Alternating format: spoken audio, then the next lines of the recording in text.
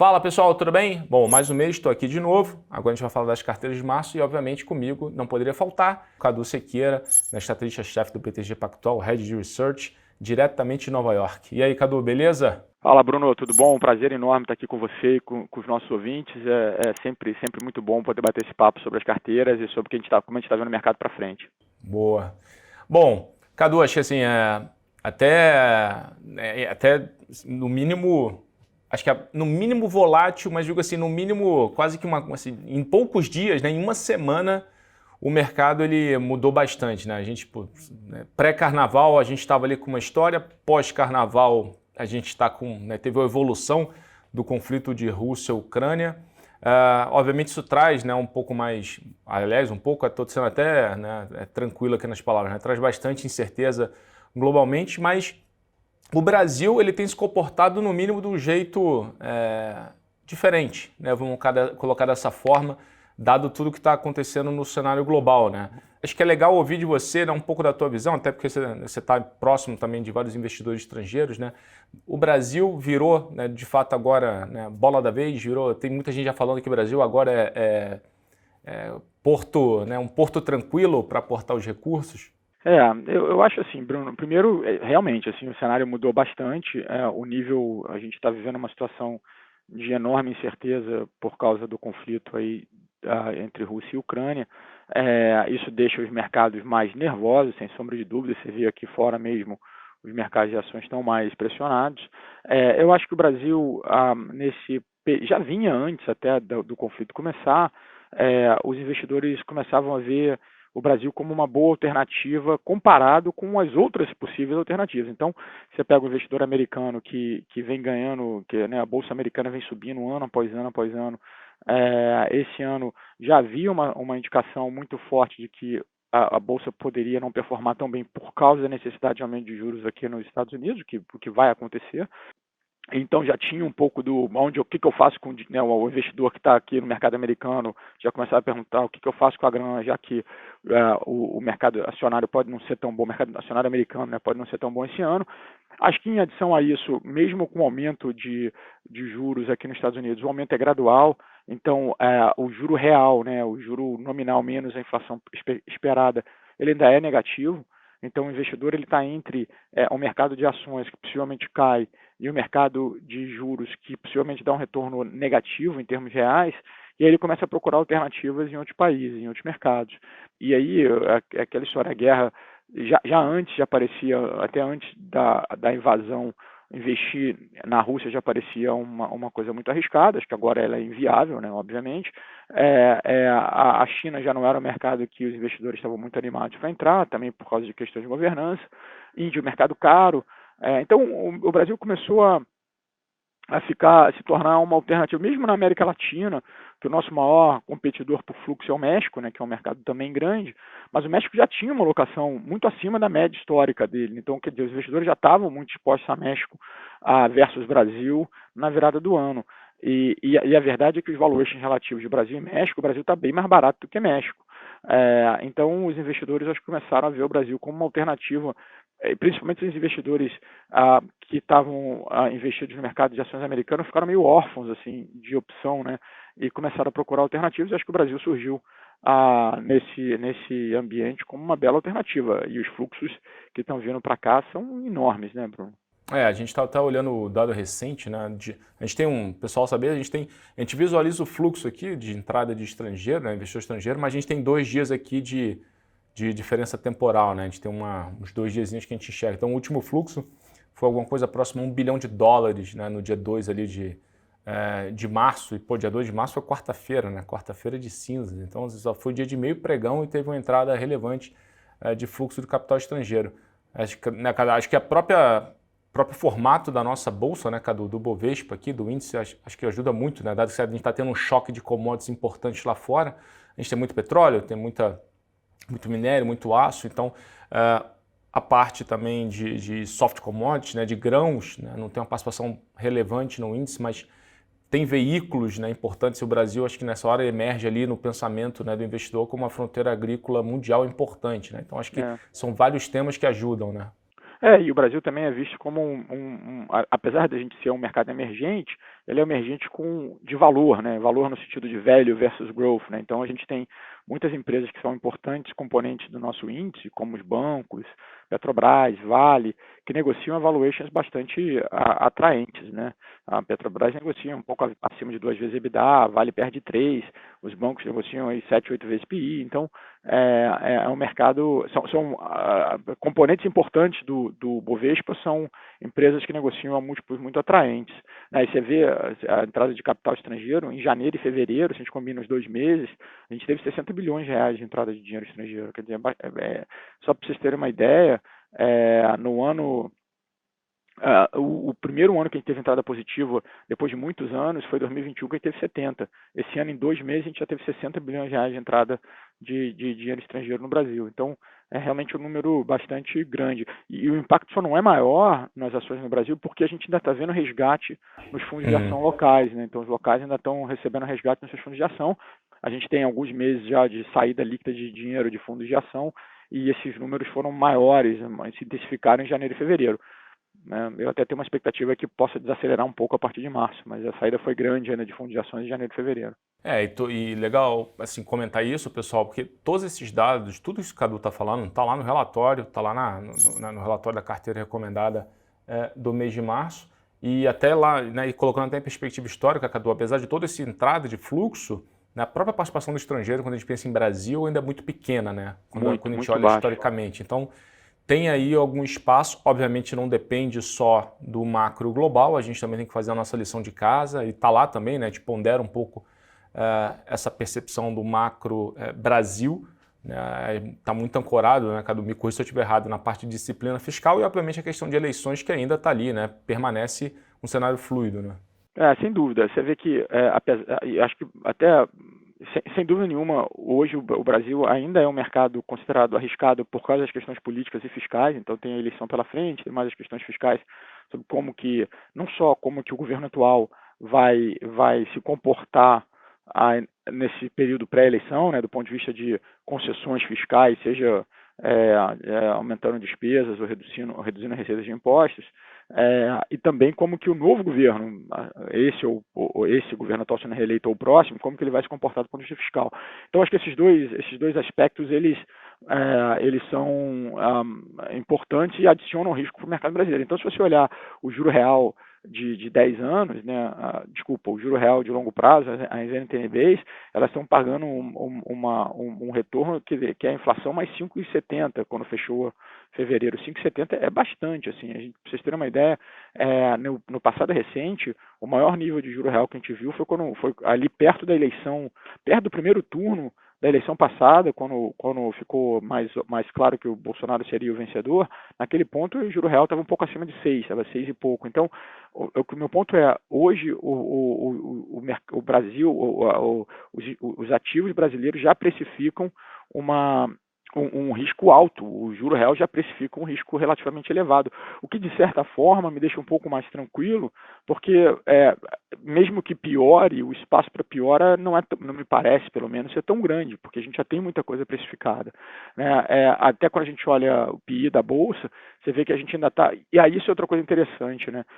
Apesar do Brasil ter ido bem nesses primeiros 2 meses, ele foi bem em janeiro, de fato, o índice subiu em reais bastante em janeiro, mas subiu muito pouco em fevereiro em reais, ele subiu muito em dólar.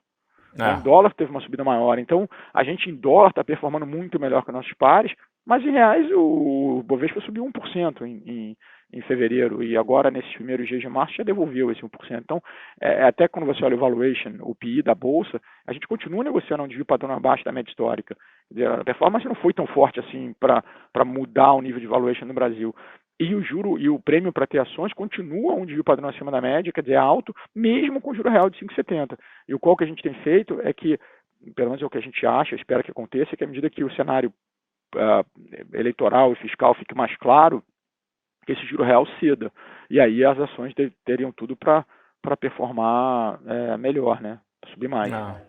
Tem uma questão que o mercado, inclusive o pessoal aqui hoje de manhã perguntou no Morning Call, que é muito nessa linha, né? Você teve as commodities performando muito bem, mas o fato do juro real ainda estar alto acaba comprimindo né, uma performance mais positiva, principalmente das ações mais ligadas à atividade local aqui, né, as atividades, Exato. a parte da economia doméstica, né?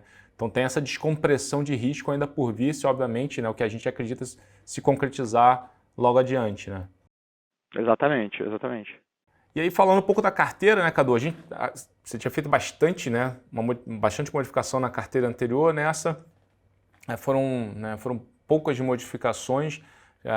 Acho que é importante comentar isso, né? O pano de fundo já estava dado, né, no sentido de, né, cabeça de estratégia e para onde a gente estava olhando, então foi muito mais um ajuste fino que a gente fez ao longo desse mês, né? Tem um ponto aqui que foi, obviamente, o mercado, né, pessoal aqui, a audiência, todo mundo comentou bastante, que foi a entrada de um banco que já tinha um bom tempo que ele não participava da carteira, né? Que foi Banco do Brasil. E aí, Cadu, traz um pouco para a gente o racional aqui que está por trás. Obviamente a gente tem um upgrade recente, mas acho que é legal ouvir também. Então, a gente, como você bem disse, Bruno, a gente já tinha, em fevereiro a gente trocou 6 nomes, 60% da carteira, a gente reposicionou o portfólio porque a gente achava que era a maneira de surfar esse ambiente um pouco mais de risco doméstico e preparar a carteira para receber esses fluxos de investidores estrangeiros. Alguns temas que a gente tem na carteira a gente já tinha antes, a gente continua acreditando que são bons temas. Petróleo, para cima, a gente acha que é um tema, obviamente, né? A gente já tem um tema de consumo de alta renda que a gente manteve. Eu já tinha alguns temas que a gente tinha trazido para a carteira no mês passado que a gente não vê nenhuma razão para mudar. A gente continua acreditando que eles vão play out como a gente imagina. No caso de serviços financeiros, a gente fez esse call na virada do ano, de que a gente achava que esse era um ano bom para ter grandes bancos na carteira, porque eles tendem a ir relativamente bem no cenário de aumento de juros controlado, né, aumento de juros sem grandes pressões, e então a gente já tinha colocado Itaú, que era o nosso favorito aí entre os bancos, e a gente, à medida que o tempo foi passando, a gente foi concluindo que talvez a gente devesse, esse cenário em que os juros altos e a inflação alta são importantes, talvez ele dure um pouco mais, ele prevaleça um pouco mais, demore um pouco mais para a gente ver o ponto de inflexão na direção de juros mais baixos e inflação em queda. Então, a gente quis aumentar a nossa exposição a financial, a serviços financeiros. O Banco do Brasil negocia, vocês estão vendo aí na tela, enquanto Itaú, não estão vendo na tela, eu estou vendo na tela, mas estão vendo no relatório, enquanto Itaú está negociando a 8 vezes PI, Bradesco mais ou menos no mesmo nível, o Banco do Brasil negocia 4 vezes PI, 4 só. Então é muito barato, né? É óbvio que o Banco do Brasil, assim como Petrobras, eles carregam nele um risco político, né? A gente tem uma eleição pela frente, a gente não sabe o que o próximo presidente, esse ou outro se for um novo, vão fazer, ou qual é a política que eles vão ter para essas empresas estatais. É que está tão barato, o Banco do Brasil está tão barato, paga dividendo, não precisa ele tem que piorar muito para não valer pelo menos essas 4 vezes lucro. E a gente acha que apesar do risco do Banco do Brasil ser um risco, ele trazer um risco político, ou seja, trazer um pouco mais de risco, e de fato a gente aumentou o risco da carteira quando a gente fez esse movimento, colocou o Banco do Brasil e tirou TIM, depois eu posso falar sobre TIM, a gente acha que o portfólio do Banco do Brasil, a carteira de crédito dele é relativamente conservadora, talvez mais protegida do que as carteiras dos outros bancos. Então, ele tem uma questão política, mas não tem uma questão de risco fundamental, né, risco do negócio. E por isso a gente achou que faria sentido ter um pouco mais de exposição. A verdade é que a gente tem uma parte grande da nossa carteira hoje são ações de valuation bastante atraentes. Verdade. Petro, Banco do Brasil, Vale, os dois Vale, bancos. né? Estamos falando de preço-lucro, né? PL de um dígito, né? Um dígito médio para baixo ali, dependendo de onde você olhar. Banco do Brasil talvez está lá de novo no maior desconto, né, versus os privados, né? Se a gente pegar uma série histórica aí de, sei lá, 5 anos fácil, mas 10 anos me arrisco a dizer que sim. Então tem realmente, assim, parece que de fato já precifica muito desse cenário, né, de risco, dessa percepção eleitoral, né? Já está muita coisa incorporada.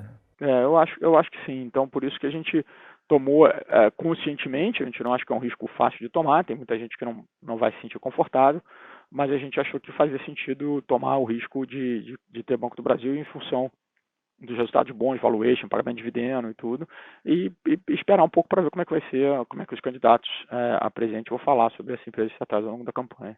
E a segunda modificação, né, Cadu? Na verdade, assim, é a mesma tese, a mesma história, só que, dado um M&Azinho recente, M&Azinho, até eu coloquei no diminutivo, mas foi uma baita de uma surpresa para o mercado, um negócio que foi assim, daqueles da gente lembrar, né, que ninguém nem ouviu, assim, possibilidade, não ouviram, a gente não viu nem fumaça direito e aconteceu, pipocou ali aquele fato relevante, né, que é Sul América e Redditor, né? Então, ouvi de você também um pouquinho da história que está por trás.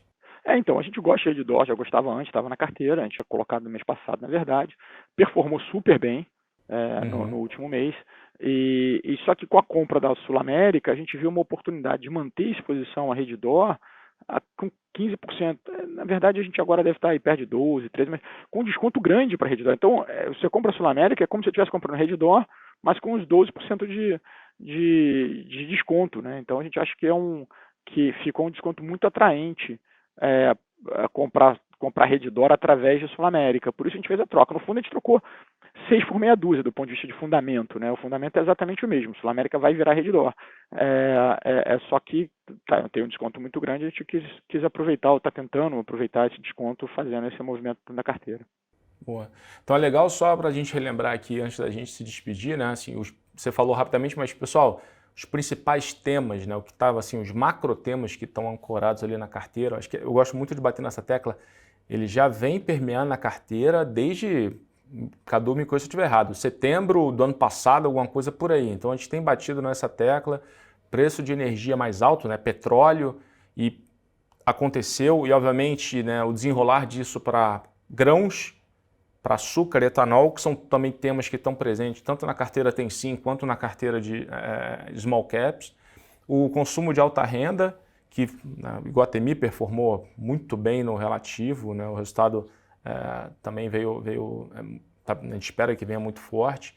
A parte de ativos com caráter um pouco mais defensivos, né? Com taxa interna de retorno real bem atraente, caso de Energisa na Tem-Sim, que traz um componente de defensividade, né? E por fim, essas outras teses, né, que são teses de valor, né, de valuation extremamente ali depreciado, que a gente parece que já incorpora muita coisa, e se tiver uma descompressão de risco deveria performar muito bem, né? O caso do Banco do Brasil agora, mas é o próprio caso de Petrobras, que também tem a questão da energia, mas valores também conversa, né?